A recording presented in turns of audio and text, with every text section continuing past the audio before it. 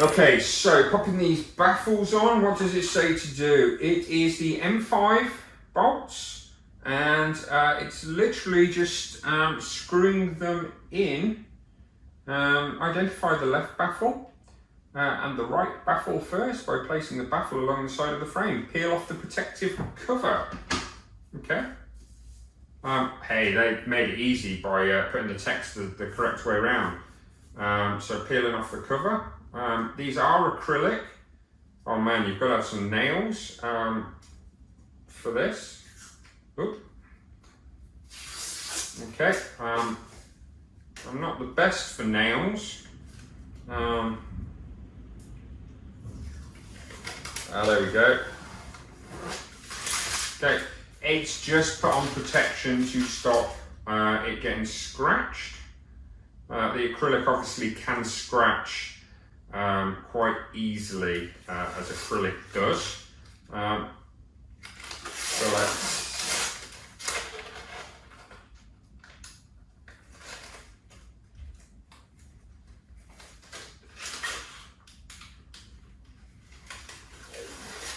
yep, I kind of like that one.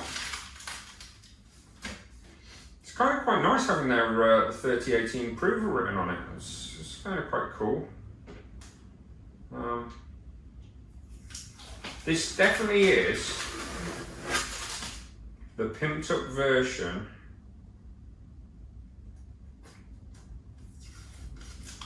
of the other machine that I have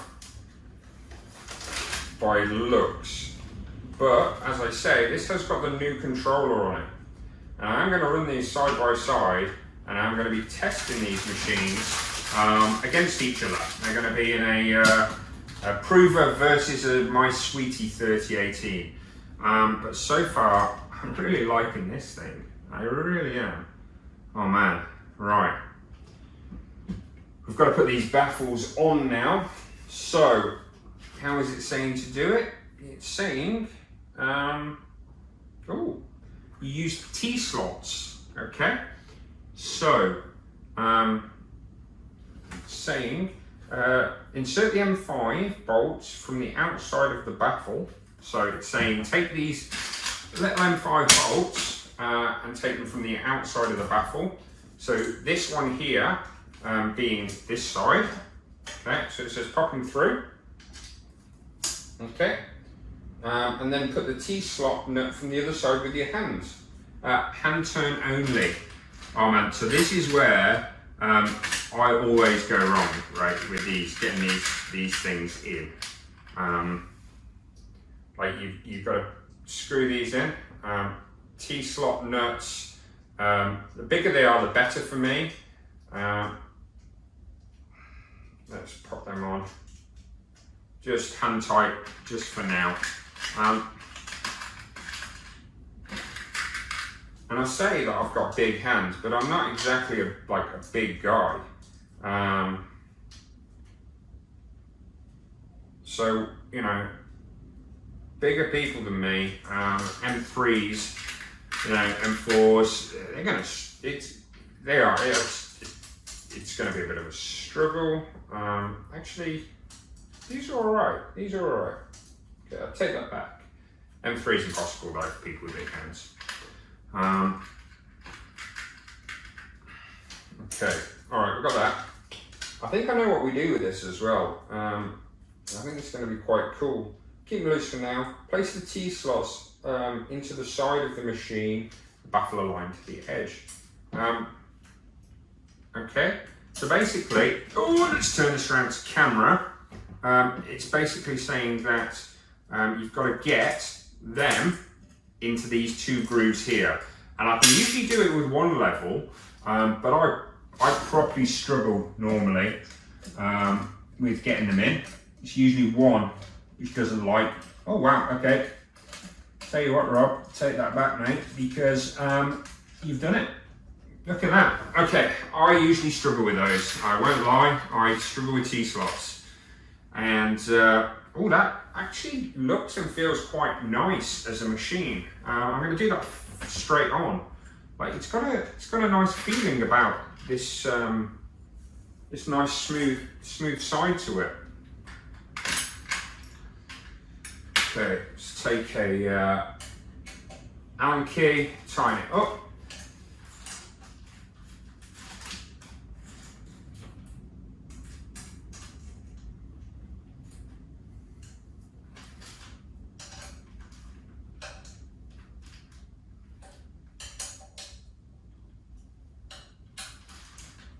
Tell you what, I can't wait to run this. I really can't.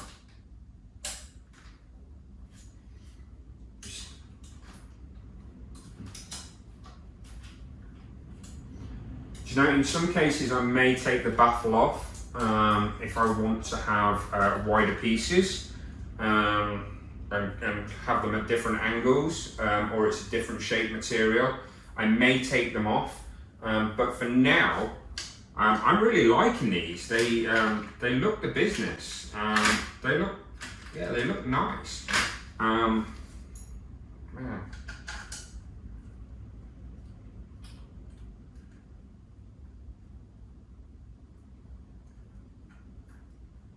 Like, it's almost like it's in its own enclosure.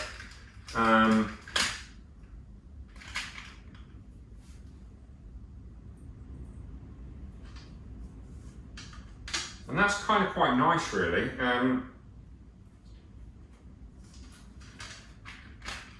If it was in its own enclosure, you can get the enclosures for them. I don't have an enclosure for this one. You can get them from Sainsmart.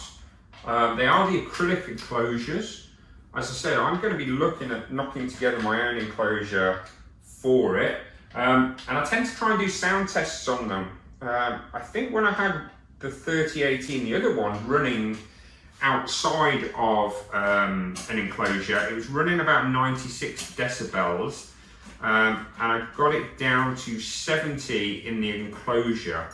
And actually, I could have made it even quieter. That was inside my shed.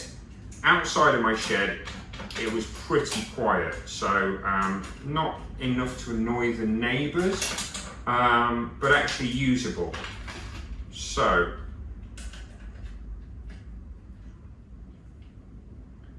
I have heard that this, though, with this new motor, is supposed to be pretty quiet.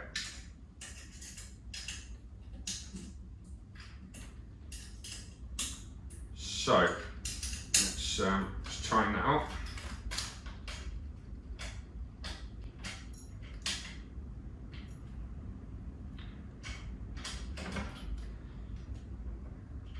Oh, I actually missed it, slipped. Oh, I knew I'd get one. I knew I'd get one. So what's happened is the T-slot hasn't quite fallen into place, and it's come out and I've lost it.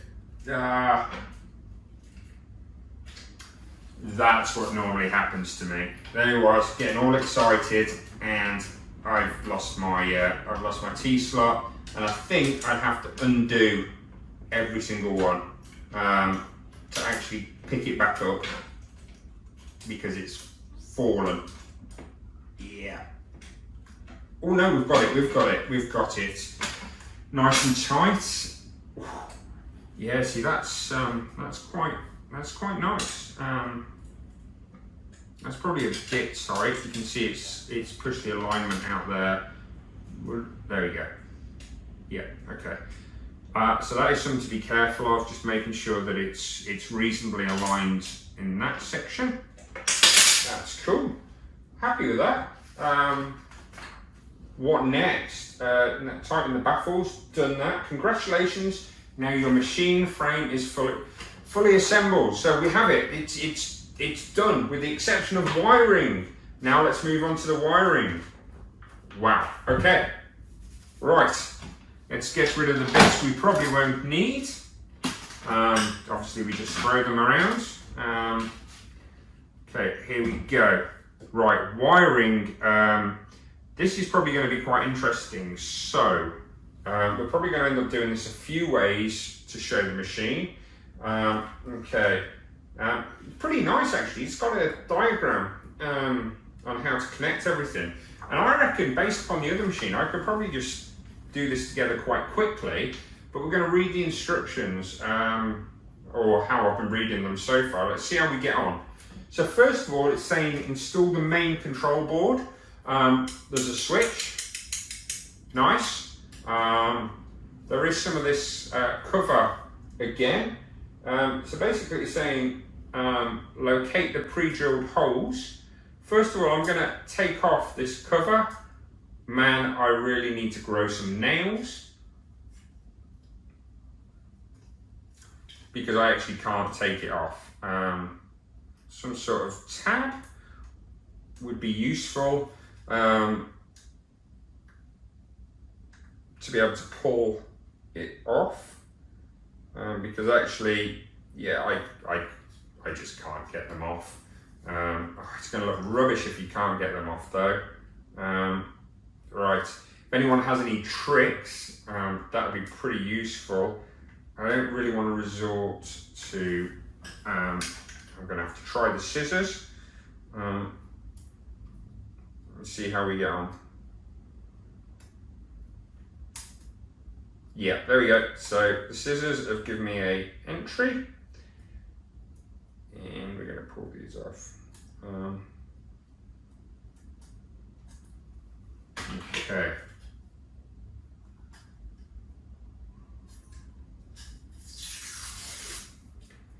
Oh man, I fail at these things.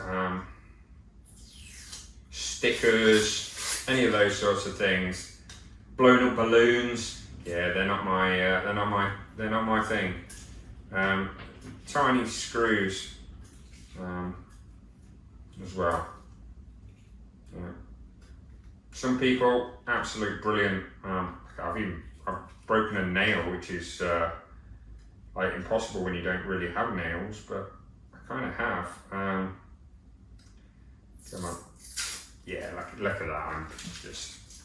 I'm failing with this. We're probably going to end up skipping ahead. Kind of don't want to throw water on it.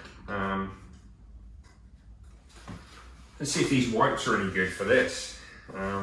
So they're pretty good for most things. No. Oh man, it's not going to look the best when I stick it on the machine if it has this.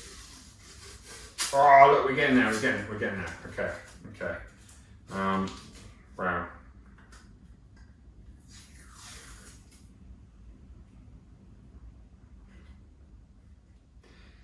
Okay.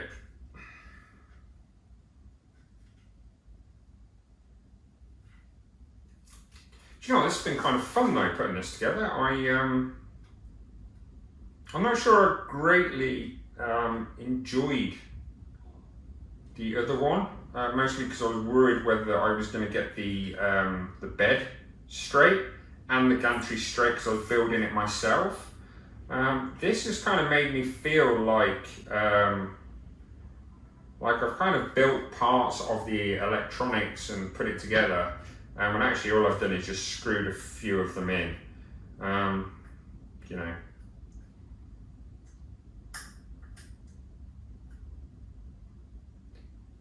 The nice thing about the packaging for this one as well is that, yeah, okay, so I can't go all of them, but the nice thing about the packaging for this machine is that it's really well packaged.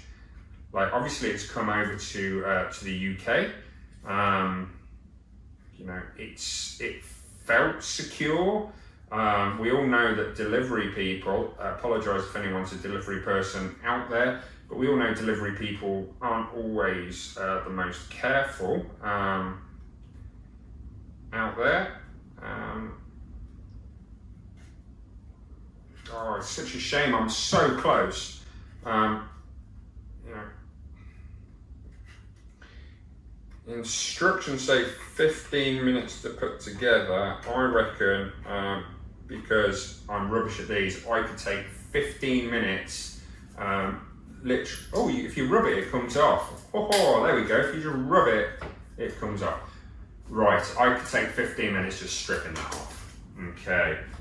Next part, let's take a look, is actually mounting this. and it's basically saying 4 M3 screws with T-slots. Oh man, so where are they? Oh, have I used them on the wrong thing? Oh, what have I done with those then? Okay, M3 screws. They've got to be here, everything's here. M3 screws, 8.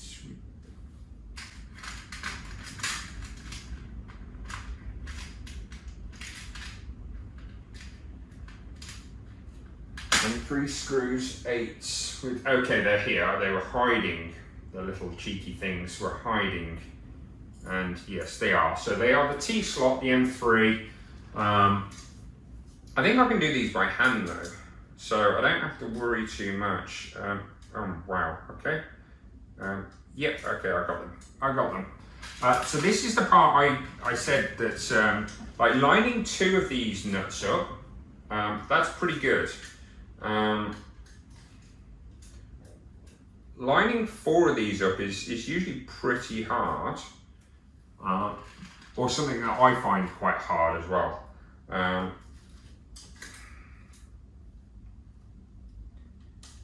So I had to chuck a new head. Actually, it was a new spindle on another machine, which is an old machine that I had to retrofit. So I put one of the big VFD 3 kilowatt spindles. Those things are absolutely epic. Yeah, silent, water cooled, big spindle, but actually getting the mounting brackets on, which were these T-slots, but bigger, was pretty hard. Pretty hard alignment, as well as having the weight of a 3 kilowatt spindle. Did it need a 3 kilowatt spindle? Probably not. That was typical male overkill, because it was actually only a meter by a meter machine bed. Okay, if anyone has any better tips on how to get these aligned and in, I'm quite happy to hear from anybody out there. Okay, I've done it. But I've done this before and failed. So let's see if it rotates. Yeah, no, it hasn't. Oh no, it's done it. Okay, just not get to. Okay, yeah, we've got this in.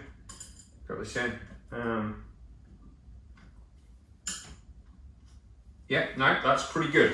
Okay, so actually, what you can't see, and I don't even know why I didn't place this to camera, is that I've just literally popped those in there, screwed them up, tried to twist round the slot to the best I can. Oh, we've just dropped that screw. That means we're going to have no end of issues now because we've actually dropped the T-slot. Okay, so we'll come back and we'll fix that, because actually what everybody wants to see is the putting together of the cable. So if we can't fix this very quickly here, we're going to come back. We're going to come back and fix that one. Right, so we will come back and fix that one, because I think the only way to do it is actually to dismantle the rest of them. That's slightly annoying that I have done that, but that does happen. I do struggle with those. Slide the board and leave about 30 mil. So it's saying you've got to leave a bit of a gap. So actually this is probably the time to do this. Let's just pop these off or loosen them up, because it's saying leave 30 mil. Okay. Yep, so this is definitely the time to do this, where it falls off, because you've loosened them too much. Right, let's pick up the screw. We've got 2 on there, we'll pop this one out.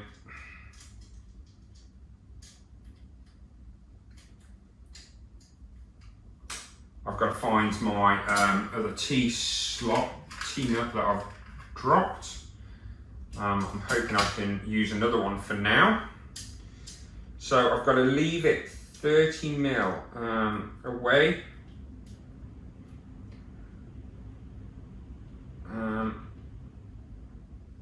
So 30mm is an inch and a bit. Okay, so we have dropped the screw. You got a video of somebody looking for screws. All right. No, okay. We're going to have to go with the 3 until we can find the screw. As I said, if I'd have done this in the shed, I'd have got no chance. That's slightly, again, slightly frustrating. So let's pop these in. 330mm away here. And let's drop these in. Now I'm guessing that this is because of giving you ample room to get your power cable in.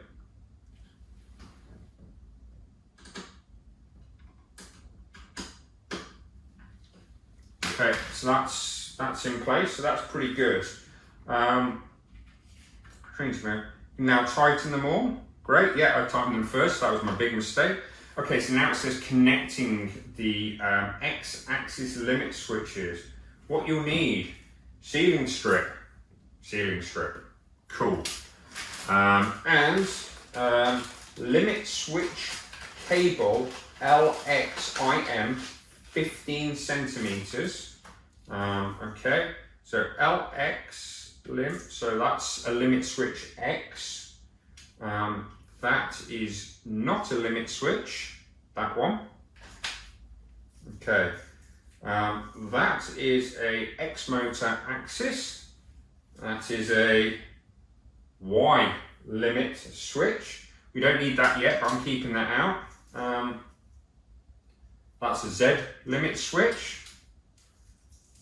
That's Z axis motor, spindle motor, Y axis motor,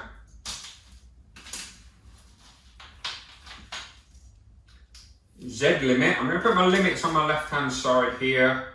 X limit, okay, and a Y limit. Okay, so what it's basically saying, if I get 2 comparison ones, is we've got 2 lengths. We have got our X-axis limit switch, which is saying it's 53 centimeters, and our X-axis limit in our plus, which is saying is 15 centimeters. So that's pretty cool. And actually, if we go to the back, this is going to be really hard to see. I reckon we're going to have to just zoom in the camera just for doing the cables.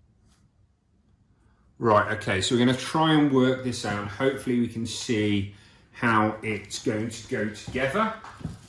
We have got a lot of stuff on our table here. So the first thing is that it's saying is to connect the limit switch X positive. Positive is near the stepper motor, and connect it to the socket mark limit switch X. All right, so let's have a look to see what we can see. So I have limit switch X positive, which is this one right here. Okay, so it's got to go, let's get this correct. I thought it would go that way around.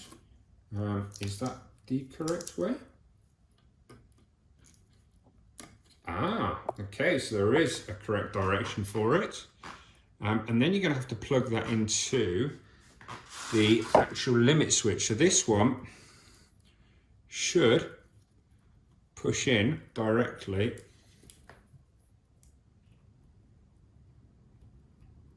a little bit of wiggling to there. Okay, that's actually going to make putting that one in first is probably going to make things a little bit more difficult for me. Okay, if that's the correct one. And then the limit switch negative is going to go into the limit switch negative. So that's that one. Okay, so upside down. Limit switch negative is actually showing as this one right here. Okay.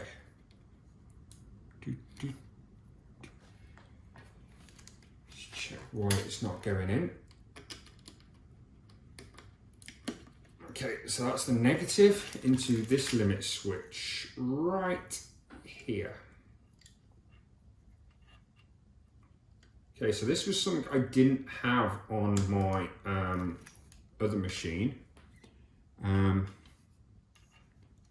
Was that luxury itself. Connects the monitor. Run the cable behind the control board along the top channel of the bottom beam. So it's saying that I need to run it. Plug the other end of it. Okay, so it's basically saying that I need to run it along the top channel of the bottom beam. Okay, so it's along here. It's saying that it needs running and plug it in. Okay, cool, done that. Yep, so it is. It's basically saying that you would run it in. You could probably run it around here. Is that what it's saying? Yeah, so it's actually saying, take that out, Rob, run it, which is quite scary. I'm not used to this sort of cable management because I'm not a cable management guy. And it's basically saying, pop it in there, don't be stupid, just pop it in. And then it says, take your cable management cover. This is quite funky. So I'm not one for cable management normally. I'm a little bit of a scruff when it comes to cable management. And then it's saying you basically push this blue clip in, which is a little bit stiff, I've got to say. But it is one less place for dust to get. So guys, that's quite nice. It's one place I always have to hoover. Oh, yeah, pushes down, bit of effort. And you can push it down. I'm probably gonna have to go around the other side for this. So you probably won't see this very well. And it is a bit fiddly, but why wouldn't it be? It's cable management and tidying them up. Oh wow, yep, come on then.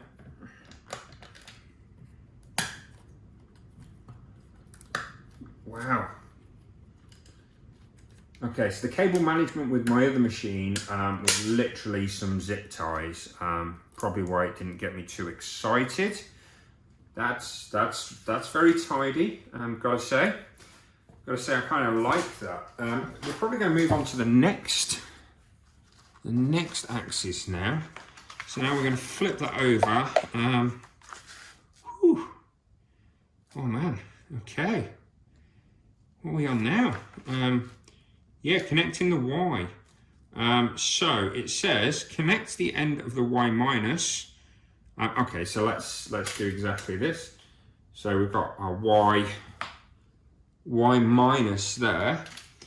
Okay, connect the Y minus to the limit switch. So we know that they are flipped over. This is certainly going to be quite interesting. So, and then when's Y positive? Z, let's find our Y positive. Y positive. So we need to get our Y minus, Y positive to here, which is the short run, and our Y negative to the distance. Right, so let's flip this over, or flip it on its side. Okay. So we can see our limit switch is here. Right, so this is where our Y minus is going to go into. And I'm not quite sure how we're going to tidy these cables up. Quite curious to see how this works. Man, this is quite fiddly for me. Let's take a quick squeeze.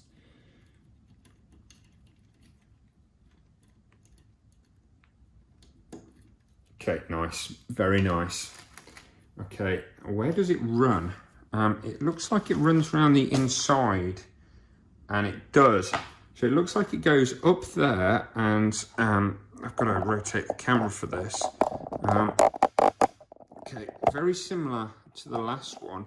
This cable is going to run all the way around the inside here, and we're going to use one of these clips again for it.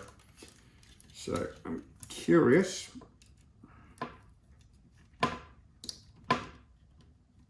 Make sure it stays on the inside there, but come on, clip.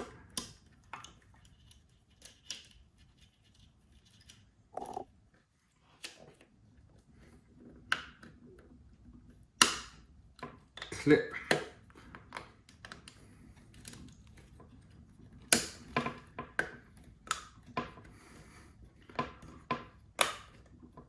Okay. Nice. Okay. Right. Okay. Okay, so I'm expecting this to now go up to the top, and then my other Y is going to go into this section here. Right, this is quite fiddly.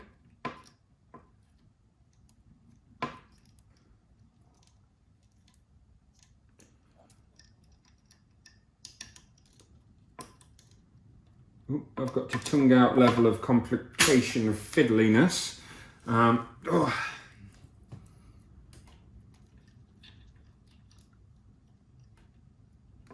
You know you're concentrating when your tongue sticks out.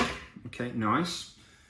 Okay, so I suspect that, now does it go up and around the outside, or does it go through the middle? That's the intriguing question. Yeah. Okay. So connect both cables to the sockets on the control board. Yep. Gotcha.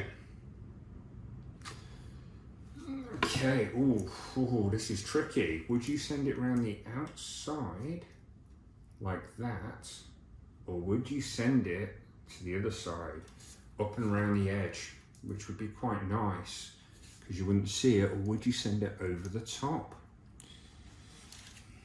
It looks like in the diagrams it comes this way. So let's flip it back over. Again, it's really nice because the cables are hidden for the limit switches.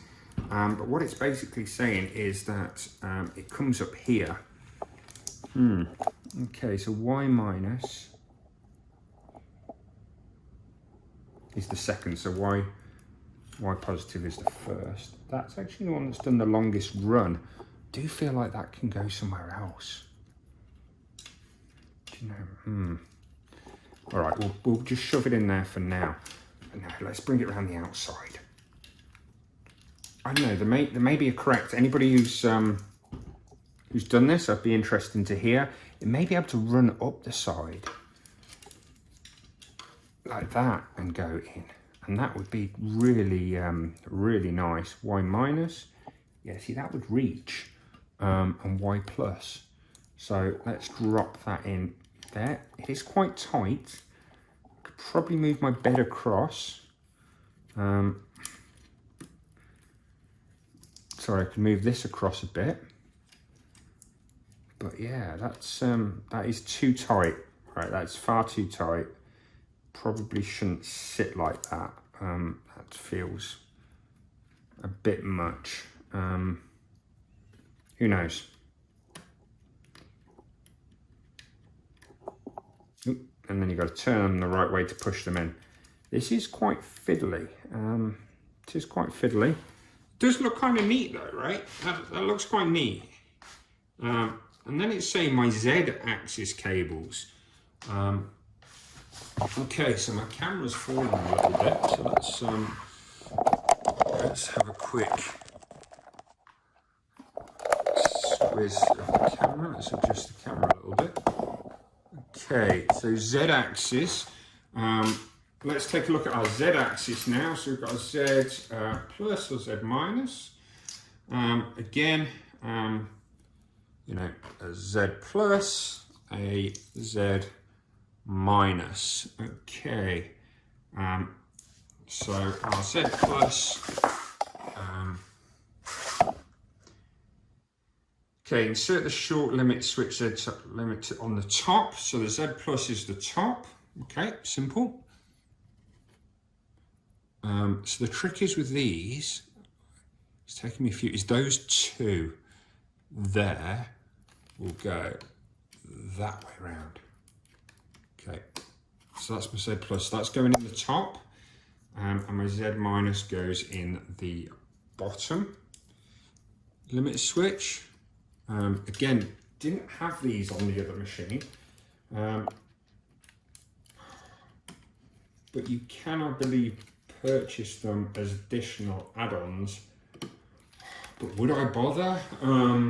I truthfully love the fact that these are coming with this machine. Is there a neater way to do this? Do you know what? I may tidy these cables up afterwards. But as I said, I'm not really a cable tidying kind of guy. Okay, so you can see, if I flip this machine around, it's kind of gone like that. Is that correct? Who knows? These definitely have to move because my axis goes all the way over there. So these definitely need some flex and some play in them for sure. So that's definitely a thing to consider. Okay, right, so the next stage to this is connecting our motor axis. Again, this is quite simple in the way that we're going to do it. Again, they should be different lengths. What have we got there? We've got our Y-axis right here. Okay, so let's take our Y-axis. Let's take our spindle. Okay, spindle's always quite oh. And our other two axes. So let's take our axis. We've got our Y-axis, we've got our Z-axis, Z-axis, and we've got our Y-axis. Okay, so if I flip this machine back around to me, just so we can see that we've got, where do they happen to be on this? They happen to be probe E-stop up here. Just turn this machine around to you a little bit more. Okay, that's the X, that's the Y, that's the Z, that's the spindle. So I'm actually going to follow the instructions. So here we have our Y axis. Okay, so that moves the bed forwards and backwards. So if we take our Y spindle axis, again, they've got their little grooves on them. This is quite easy. I've had to wire up motors before manually. I think, what were they, NEMA 17s? And that was a bit of a pain. It wasn't as simple as just buying the click-in grades. They were actually wiring each spindle into the controller. And this is a much cleaner, nicer way of doing it, that it just pushes in. No soldering irons, any of those sorts of things. That's quite nice. The Z axis, I'm just choosing that one because it's in my hand, goes towards the top. So the Z controls your up and down movement. So that goes that way around. Cool. Again, I'm going to try not to mix up my cables too much. So let's get that in. Again, click, okay. Okay, this cabling already looks better than what I produced previously. And our x-axis is the one that moves it from side to side. So it's this motor here. Just show you again that we've got the prongs right on the top, 1, 2. We're just going to push this in, and we're going to go over here, and we're just going to click this in there too. So we've got our X, our Y, and our Z motors. We've got cables kicking around places. There will be a neater way to tidy these up based upon any of that. Now we have our spindle. You've got our spindle. Okay. And actually, let's see what it says. Red and black. So red is positive, black is minus. And the other bit just goes to the controller.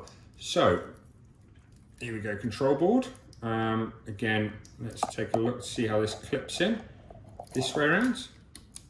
Red was positive, black was negative. Okay, let's spin the machine round so we can see.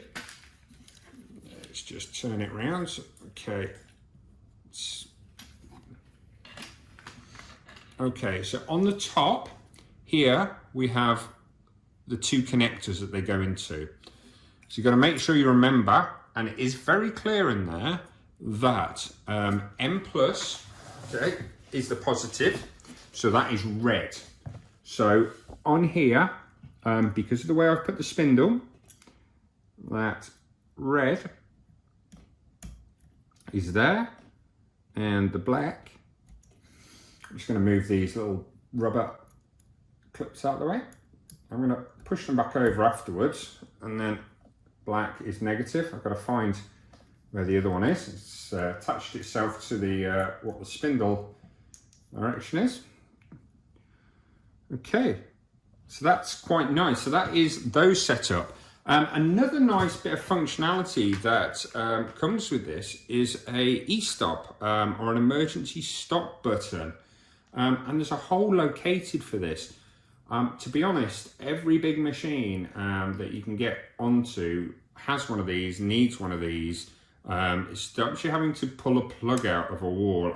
It's in a lot of cases it's a legal requirement. It's basically a push and a twist to unlock. So you just hit it and it stops the machine instantly, and you flick it to undo it. So this will go in this hole here. So let's undo this. Okay, so we're just going to undo this little black washer there. Okay, push it through the hole there so it sticks out nice and big on the outside of. Okay, let's turn the machine round. And now we're going to kind of screw it in nice and tightly, so that our e-stop is in place. Okay, that's getting there. Okay, so there's our e-stop, and then we get to drop that. I did see that down here as an e-stop, so that will go. So our emergency stop button will cut the power instantly to our machine. It's got a jumper over it. That's interesting. It has got a black washer over it. Let's see if it says anything about that. Pushing the button was triggered. The button can be released. This prevents it traveling. Yeah, so it looks like they have pushed it in, but there is a washer. Sorry, a jumper. Now the jumper usually connects them together, so this is probably an override. That's quite interesting. So if I could get my fingers in there, which I can, I'm going to whip that out. I'm going to pop my E-stop in there. I am going to keep that jumper though, in case I decide that the E-stop gets in the way of any height of material I have. And to be fair, it's always useful to keep bits and bobs that you get sent from a machine supplier. And then you get all of these to tidy up your model. It's your model to tidy up your machine. So that's quite interesting. Oh, another thing is actually a probe, a touch sensor probe to determine the height of your tool. Now I use manual for this typically, but as this is part of this machine, once I've tidied up my cable, we're gonna keep this out and we're gonna look at this and use this. So that's going to be quite interesting as well. I've got to tidy up the cables. So I'm guessing that actually all of these, I'm going to have a little bit of fun with this, is to basically go around, drop them through, which is actually a bit of a challenge. Let's drop them through. It is a bit of a challenge actually. Okay, I may suggest that you get yourself a pair of tweezers for this. I do have some. Okay, oh, that's nice. Okay, and then you feed that through. Now I don't know if you can quite see this, but basically what we've done, so you can see this, is I'm going to drop the height of the camera so you can see me attempting here to feed these through. So basically just trying to neaten up these cables. Let's go around a little bit more.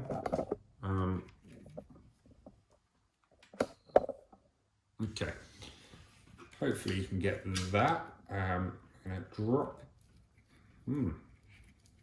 to drop that through there on the other side. We should have been on the other side. I'm just going to tighten this up, just to tidy up these cables. It's something I'm going to go ahead and just do on this machine and tidy all these cables up using the zip ties, using all the clips they give me. And it's not something that we probably need to go through. I've actually got to the end of the book. I've got a few things to fix from where I've gone wrong. It gives you some final checks like lubricating the axis, which is quite cool, checking the cables, that they're all in the right place, the power, the emergency stop, and that's pretty good. So it's been set so there's no adjustment needed on it, and then you've got a little bit of information. So I'm going to clean this machine up, and thanks for watching this, and then we're going to have a go at playing around with powering it up, cabling it, running it, and seeing how we get on with things, and also what comes on this USB stick.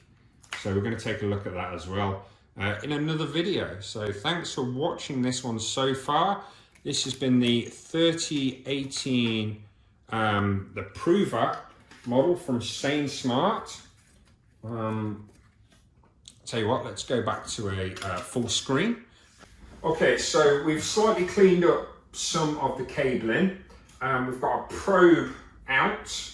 That's something to look at probably in another video, which will actually be going from setting up to actually sticking a tool in, doing a probe for the Z height, setting up a material, and doing an air cut. I like to do air cuts when I get machines that for the first time, or I'm doing a really complex pattern. The reason being is I like to know that the tool is going where it is. It's doing what it should do, and then I'll go into the material and test to check that the sizes are accurate, so that if I draw a 10mm square in software, it cuts 10mm on the machine. So that's a test I will be doing in another video, as well as some air cuts. I'm just going to add my probe in as well. So that looks pretty simple, that it's just a connection of the probe.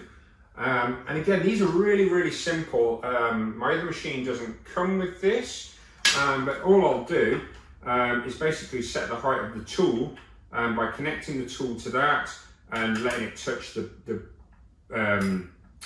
actual sensor here, and it will send an electrical current through, which will say when it's at the correct height. The other process of doing this, I'll show you. There's two processes. There's this, which is the automatic process, and then there's the piece of paper test, which is literally move the tool down and slide the piece of paper. It's only as accurate as your piece of paper sliding skills, but I have used that for quite a number of years on different size machines as well. We also have the controller to play with and test. Haven't used this new one, quite excited by this. So we're gonna, I believe, just push it in there. And then where does it go? There's going to be a big slot for it somewhere under here. It's quite a big connector. Yep, so it goes into the back. Again, this is the offline controller, so you don't need the software. You can import or add a G-code file into here and control it. I'm pretty much personally prefer to go with software controlled, because I can just the software on the fly to speed things up, slow things down. That's my preference. Some more cable tidy stuff here. I'll probably add that to it later. So USB stick, I really need to look into this. Oh, this is quite interesting as well. Personally, I haven't seen one of these, but the USB stick has a 1 gig micro SD in the back. So that's going to go into my laptop later, and I'm going to have a look what's on there. I'm going to bring up my Sweetie 3018 machine. Bring up all my tools from this machine, and add them there. And then I've got clamps. Okay, I haven't added the clamps on. Let's bring all these things up. I'm quite excited to be actually testing this out tomorrow. I'm going to run them both side by side, video them, but this is a stunning looking machine. The additional features, the baffles, the limit switches, the probe, the e-stop is all really nice. The way that the cable management is set up. Yeah, I've really got to sort this out myself on this somehow. You know, based upon what I've just seen there, I feel like I could actually get this quite tidy as well. So yeah, you know, fantastic machine. Sainsmart, the boxing, the packaging was great. The instruction manual, absolutely perfect. You know, the fact it came in compartmentalized tools, screws, nuts, bolts, with a guide on that. Again, their Facebook group, the Sainsmart Facebook group, brilliant, something to check out as well if you're getting one of these machines, or even a 3018. Aluminium, this is better than that. Rubber feet on the bottom, that's going to make a big difference to notice. The motors, the connections look kind of similar, but we'll see when it's running. Other than that, you know, great machines. Look forward to playing with it tomorrow. Any questions, post them below. I'll try and answer any questions I can. but I'm not a massive pro on them. When it comes to software, I'm going to have to do a load on software. I am personally a massive fan of the Carveco product range. They are very personal to me as products, and the guys that work there are absolutely brilliant. You know, so I'm going to be showing the Carveco product range along with probably the Gerbil software. I may also take a look at UGS. I may take a look at Mac 3 for controller as well. I have used them in the past. The GRBL Candle software is brilliant for these machines. Used it on this all the time. Want quality toolpath in. Don't want to be breaking tools, so I'm using Carveco just because I know it. So we're going to take a look at that. I can appreciate this was a long video of putting this machine together. I wanted to show every single nut, bolt, everything that goes into building one of these. So far, I love the look of this machine. Absolutely love it. Goes to my sofa. So thanks for watching. And hopefully you're going to watch some more videos, and we're going to create some cool designs, models, relief-based things on these. Thanks for watching.